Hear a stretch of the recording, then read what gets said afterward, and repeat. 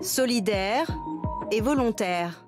Deux mots simples pour convaincre les Français courageux de tester les vaccins contre le virus. Pour passer le pas, il suffit d'être majeur. Après avoir répondu à quelques questions sur la plateforme en ligne, comme l'hôpital le plus proche de chez vous, vous voilà volontaire.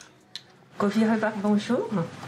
La plateforme a déjà enregistré plus de 15 000 candidatures. Êtes-vous passé par le site Covirevac?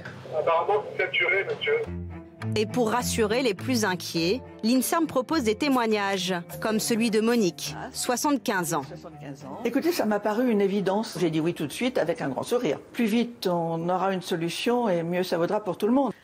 Car il faut aussi tester l'efficacité des vaccins sur les personnes âgées, qui seront parmi les premières à se faire vacciner. Les populations qui vont être vaccinées en priorité quand les vaccins vont être disponibles, c'est les gens qui ont été les plus touchés par cette maladie. C'est-à-dire les gens âgés, 90% des décès sont survenus chez des gens de plus de 65 ans, les gens qui ont des maladies cardiaques, respiratoires, un diabète, un surpoids, donc toutes ces personnes qu'on a vues surreprésentées dans les patients hospitalisés et en réanimation. Alors, pour quel vaccin les 25 000 volontaires seront-ils testés? La liste définitive n'est pas encore arrêtée. Mais en toute logique, les deux vaccins français devraient être concernés, alors que les vaccins russes et chinois ne feront pas partie des essais. Donc là, je vais juste faire d'abord la désinfection. Les volontaires ne sont pas rémunérés, mais simplement défrayés. Ça, c'est le vaccin. Ils seront suivis pendant 2 ans.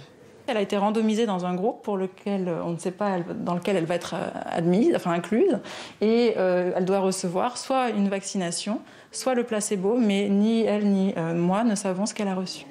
Si ça marche, je suis déjà immunisée. Peut-être que vous auriez mieux mesuré ma tempérance et ma sagesse.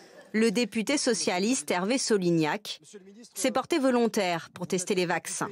Et il l'a fait savoir, comme un message adressé aux anti-vaccins. Je pense que la meilleure façon de faire reculer l'ignorance et la peur, c'est d'essayer de faire progresser la science, c'est d'essayer de faire progresser la recherche. Et donc c'est la raison pour laquelle je me suis porté volontaire de manière très spontanée. Nous sommes aujourd'hui, les uns et les autres, suspendus à un vaccin. Tout le monde, en tout cas beaucoup, attendent un vaccin. Et en même temps, on irait tous se planquer et on laisserait la recherche sans volontaire. Tout ça est pour moi assez contradictoire. Les premiers résultats de ces essais cliniques menés par l'INSERM ne devraient pas être connus avant 6 mois.